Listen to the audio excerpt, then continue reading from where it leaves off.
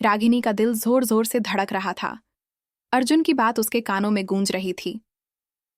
कोई हर वक्त तुझे देख रहा है, तेरे ही कमरे से, तेरे ही सामने से। उसने धीरे से चारों तरफ नजर दौड़ाई। कमरे की दीवारों में कुछ बदला बदला लग रहा था। उसने अलमारी, पेंटिंग्स, घड़ी, सब कुछ देखा। और फिर एक टेबल लैंप के नीचे की दीवार में एक छोटा छेद। ये क्या है? रागिनी ने फौरन पूछा। अर्जुन ने फोन की टॉर्च लगाकर देखा। अंदर एक छोटा कैमरा छुपा था। इतने महीनों से वो अपनी हर हरकत, हर आंसू, हर डर उसी के लिए दिखा रही थी, जो उसे मरा हुआ मान बैठी थी। कब्र के नीचे जिंदा साया अर्जुन ने तुरंत कैमरे की फीड को हैक किया।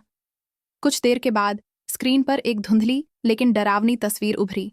आरव जिंदा था, बदल चुका था। चेहरा झुलसा हुआ, आंखों में गुस्से और इश्क का वो पागल मेल, और उसके पीछे एक दीवार जिस पर एक लाइन खून से लिखी थी, उसने मुझे जलाया था, अब मैं उसकी रूह को हर दिन जला रहा हूं। भागना या सामना? अर्जुन ने रागिनी से कहा। अब या तो पुलिस को बुलाओ या देश छोड़ दो, तुम्हारे लिए यहां रहना खतरे से खाली नहीं। रागिनी ने कांपती आवाज में कहा। नहीं, अब मैं नहीं भागूंगी, अब मैं उसे खत्म करूंगी। अर्जुन हैरान था। तू जानती भी है वो क्या बन चुका है? हाँ, रागिनी बोली, और शायद अब मैं भी वही बन चुकी हूं जिस राक्षस से मैं डरती थी। दूसरी लड़कियां? अर्जुन ने जांच शुरू की और जो फाइल मिली उसने दोनों के होश उड़ा दिए। आरव सिर्फ रागिनी पर नहीं बल्कि 3 और लड़कियों पर भी नजर रखे हुए था। प्रिया शर्मा, पिछले महीने लापता नेहा गुप्ता, मानसिक अस्पताल में भर्ती सना खान, आत्महत्या की कोशिश की। ये क्या है? रागिनी ने चीखते हुए पूछा। तू अकेली नहीं है, आरव की लिस्ट लंबी है, अर्जुन ने जवाब दिया।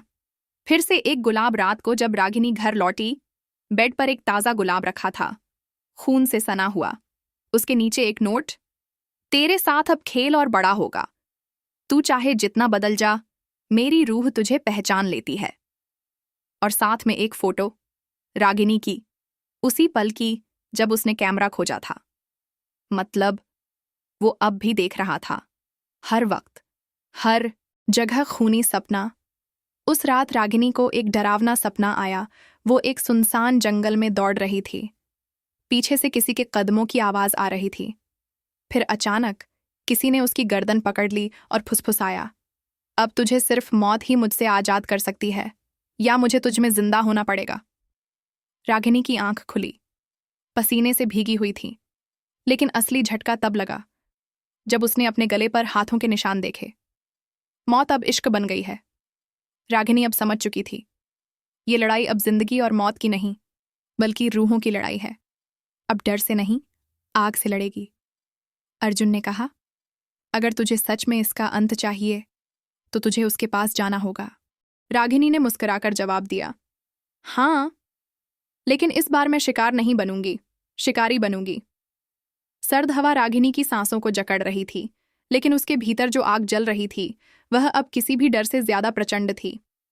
आरव को एक बार फिर जिंदा देख लेने के बाद अब उसके अंदर की लड़की मर चुकी थी। अब वो सिर्फ एक शिकारी थी जो अपने शिकारी को ही उसकी खेल की दुनिया में हराने निकली थी। उसने अर्जुन के सामने बैठे हुए कहा, मुझे उसकी सारी फाइल्स, रिकॉर्ड्स, हर एक ठिकाना चाहिए जहां वो गया हो या जा सकता हो। मुझे उसका अतीत चाहिए ताकि मैं उसके भविष्य की चाबी ढूंढ सकूं। अर्जुन उसके हौसले को देखकर हैरान था, लेकिन डरता भी था, क्योंकि वो जानता था कि जो खेल रागिनी शुरू कर रही है उसमें शरीर से नहीं बल्कि दिमाग और रूह से लड़ाई लड़नी पड़ती है। तू ये सब अकेले नहीं कर सकती रागिनी, उसने समझाया। वो अब तुझे खेलने नहीं देगा, वो तुझमें समा जाना चाहता है। तो फिर समा ले, रागिनी ने शांत आवाज में कहा, लेकिन इस बार मैं उसे अंदर घुसने दूंगी नहीं, उसे अंदर घुसकर खत्म करूंगी। अर्जुन ने एक पुराना लैपटॉप खोला और कहा, ये देख, मैंने आरव के ईमेल सर्वर को ट्रेस किया है। पिछले कुछ हफ्तों में वो किसी गुप्त नाम से एक फोरम पर एक्टिव रहा है, साइलोवर 23। ये फोरम उन्हीं लोगों के लिए है जो रिलेशनशिप में अब्यूज, मैनिपुलेशन और किडनैपिंग को एक आर्ट मानते हैं। रागिनी की आंखों में आग थी। उसने कहा, वो समझता है ये एक कला है, तो मैं उसकी कला को ही उसकी कब्र बना दूंगी। इस फोरम पर उसकी चैट हिस्ट्री पढ़, अर्जुन ने कहा। वो वहां अपनी क्लास ले रहा है और लड़की की तस्वीरें शेयर कर रहा है जो तू है। रागिनी ने पढ़ा, She still cries in the dark. Her soul is breaking. I love the way her lips tremble. Soon I'll be inside her completely. Mind, body, soul. Ragini को घिन आई, पर गुस्सा ज्यादा था। उसने कहा, ये वो लड़का नहीं है जिससे मैंने कभी प्यार किया था। ये अब एक शैतान है और इसका खेल अब खत्म होगा। अर्जुन ने लोकेशन ट्रेस की। वो इस शहर में नहीं है, लेकिन उसका नेटवर्क एक्टिव है, यानी उसका कोई सहयोगी जरूर है जो ये सब यहाँ से कर रहा है। तो मुझे सबसे पहले उस मुखौटे को गिराना है, रागिनी ने कहा, और उसके लिए मुझे खुद को चारा बनाना होगा। क्या मतलब? अर्जुन चौंक गया। मतलब मैं आरव से संपर्क करूंगी, लेकिन इस बार मैं रागिनी बनकर नहीं, बल्कि वो बनकर जो उसे चाहिए, टूटी हुई, डरी हुई, अकेली लड़की। अर्जुन की आंखें फैल गईं। ये बहुत खतरनाक है। तो फिर डर किस बात का? डर तो कब का मर चुका है, रागिनी ने मुस्कुराते हुए कहा। रात को उसने अपने पुराने मोबाइल में सिम डाली, वही नंबर जो आरव को याद था। उसने एक मैसेज भेजा, आरव, मैं थक गई हूं, तुझसे लड़ते लड़ते खुद को ही खो बैठी हूं। अब लौट आ, जैसे तू चाहता था वैसे ही सब करूंगी, बस लौट आ। कुछ मिनट बाद रिप्लाई आया, फाइनली मेरी गुड़िया को अक्ल आ गई। अब तुझे मेरी बाहों में जगह मिलेगी और दुनिया से आजादी। रेडी? रागिनी ने जवाब दिया, रेडी। अर्जुन के पास पहले से ट्रैकिंग सॉफ्टवेयर एक्टिव था। उसने फौरन उस नंबर से आने वाली सिग्नल को पकड़ना शुरू किया। लोकेशन आ रही है, लेकिन कुछ अजीब है, वो बार बार बदल रही है, जैसे कोई जानबूझकर सिग्नल को डिस्टर्ब कर रहा हो। मतलब कोई तीसरा है, रागिनी ने कहा, वही जो मेरी निगरानी करता है। अगले दिन रागिनी उस जगह पहुंची जहां से सिग्नल सबसे ज्यादा एक्टिव थे, एक पुराना गेस्ट हाउस शहर के किनारे, कमरा नंबर 7। वही कमरा जहां से कैमरे की फीड मिलती थी। अर्जुन ने अपने कंधे पर कैमरा लगाया जो लाइव फीड रिकॉर्ड कर रहा था। रागिनी ने दरवाजा खोला। कमरे में अंधेरा था, सिर्फ एक टेबल लैंप जल रहा था। टेबल पर रखा था एक गुलाब, एक वीडियो कैमरा और एक नोट। तू आई है, इसीलिए मैं जा रहा हूं। अगली मुलाकात तेरे सपनों में होगी, और जब अगली बार तू अपनी आंखें खोलेगी तब तक मैं तुझ में रहूंगा। अर्जुन ने इशारा किया। देखो, लैपटॉप पर लाइव कैमरा फीड है। उन्होंने तुरंत प्ले किया। उसमें रागिनी की रोज की गतिविधियां रिकॉर्ड थीं। कैसे वो कमरे में कपड़े बदलती, कैसे वो रोती, कैसे वो नींद में कराहती। रागिनी ने गुस्से से कैमरा उठाया और दीवार पर दे मारा। अब खेल खत्म होगा, वो फुसफुसाई। अब मैं तेरे सपनों में आऊंगी आरव, और तुझे वहीं मारूंगी। उस रात रागिनी ने खुद को वही नींद की दवा दी जो आरव उसे पहले दिया करता था, वही जिससे वो हल्की नींद में चली जाती थी और सपना हकीकत से अलग नहीं लगता था। नींद में उसने आरव को देखा, वही जलता हुआ चेहरा, वही हंसी। देख, तू खुद चलकर आई है, अब तो लौटना मुमकिन नहीं, वो बोला। मुझे कुछ नहीं चाहिए आरव, बस तू ही चाहिए, रागिनी ने कहा। ये बात पहले समझी होती तो तुझे जलाना ना पड़ता, उसने कहा। अब मैं तेरी हूं, रागिनी ने कहा, और धीरे से पास जाकर उसके गले में हाथ डाला। क्या कर रही है? आरव हैरान था। तेरा वो हिस्सा महसूस कर रही हूं जो अब तक मैंने कभी नहीं छुआ। और अचानक रागिनी ने गर्दन के पीछे से एक सुई निकाली और उसके गले में घुसा दी। ये क्या? आरव लड़खड़ाया। ये वही दवा है जो तू मुझ में घोलता था। अब तू अपनी ही दुनिया में फंस गया है, सपनों में। लेकिन इस बार मैं तेरे सपने नहीं, तेरा वजूद खत्म करूंगी। आरव गिर पड़ा। उसकी आंखों में डर था। तू मुझसे प्यार करती थी, उसने फुसफुसाया। हाँ, करती थी, पर अब मैं खुद से प्यार करती हूं और तुझसे नफरत। नींद टूटी। अर्जुन सामने था। उसने कहा, तेरे दिमाग में साइकोलॉजिकल कनेक्शन बन गया है रागिनी। तू अब उसके अवचेतन से बात करने लगी है। मतलब? रागिनी ने पूछा। मतलब, अब तू सपनों में उससे मिल सकती है और वहीं उसे खत्म भी कर सकती है, लेकिन इसके लिए तुझे उसकी हर एक याद, हर एक घाव से गुजरना होगा। रागिनी ने गहरी सांस ली। तो चलो, मुझे उसके सपनों में उतरना है ताकि मैं उस अंधेरे को उजाले से निगल सकूं, उसने कहा। अब खेल मैं खेलूंगी और इस बार जीत मेरी होगी। कमरे की दीवार पर टंगी घड़ी की टिक टिक अब रागिनी को दुनिया की सबसे डरावनी आवाज़ लग रही थी। जिस पल से उसने खुद को आरव के सपनों में फेंका था, वो जान चुकी थी कि ये लड़ाई अब सिर्फ जमीन पर नहीं रह गई है। ये जंग अब दिमाग के तहखाने में उतर चुकी थी, जहां आरव का पागलपन, उसकी हेर फेर की कला और उसका वहशी इश्क पल पल सांस ले रहा था। अर्जुन ने कमरे में सारे मिरर हटवा दिए थे। उसने कहा, आईने अब सिर्फ तेरी नहीं, उसकी आंखें बन चुके हैं। रागिनी ने बिस्तर पर बैठते हुए कहा, आईने से डरती नहीं, बस अब उन्हें तोड़ना सीख लिया है। अर्जुन ने एक और डिवाइस दिया, एक न्यूरो हैकिंग डिवाइस। इससे तेरे सपनों को मॉनिटर किया जा सकता है। तेरे अवचेतन की सिग्नलिंग हम ट्रेस कर पाएंगे। लेकिन याद रख, अगर तेरा मन डगमगाया तो तू वहीं फंस जाएगी, हमेशा के लिए। रागिनी मुस्कुराई। अब पीछे कुछ नहीं बचा अर्जुन।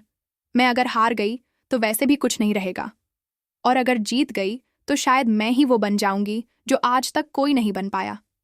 वो दवा पीकर लेट गई। कुछ मिनटों में उसकी सांस धीमी हो गई। चारों ओर अंधेरा था, पर अब डर नहीं, उत्सुकता थी।